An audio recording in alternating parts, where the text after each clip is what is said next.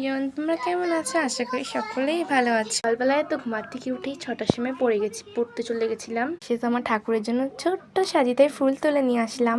সকাল হতে না হতেই আমার বোনু আর ভাই দেখো মোগলি দেখা শুরু করে দিয়েছে। তারপরে তো করে নিয়েছিলাম স্নান। আর আজকে যেহেতু সানডে, তো মাথা ঘষেছি, তো তার জন্য সকাল সকাল স্নান করেছি। যেহেতু আমি ঠাকুরকে পুজোও দিয়ে দিয়েছি। তারপরে তো রেডি হয়ে চলে গেলাম কম্পিউটার ক্লাসে। আর কম্পিউটার ক্লাস থেকে এসেই তো আমি ঘুমিয়ে পড়েছিলাম। আর ভাত খেয়ে দিকে কাজে লেগে পড়েছি বুনোর প্রজেক্ট বানানোর জন্য।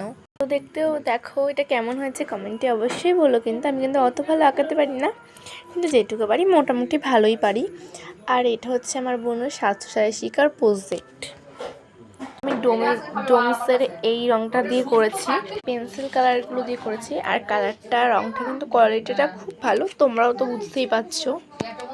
তারপরে তো একটু টিভি দেখছিলাম কোনো কাজ না থাকায়। তারপরে তো আমার মোস্ট কাটছিল।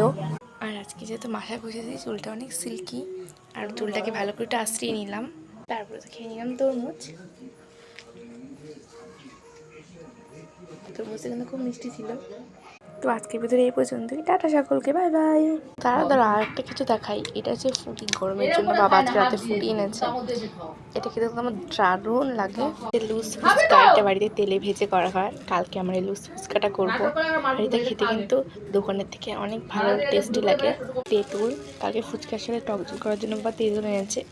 আর তেঁতুল খেতে আমার দারুণ লাগে। আমি তো তেঁতুল শুধুই খেয়ে নিই। দেখে তোমাদের কার কার লোভ লাগছে কমেন্টে অবশ্যই বলো। আর তার সাথে বাবা ফুচকার যে আলুটা সেই জন্য মাখানোর জন্য বাদাম কিনে এসেছে। তো টাটা সকলকে, ভিডিওটা এই পর্যন্তই। বাই। ভিডিওটা ভালো লাগে কমেন্ট করো।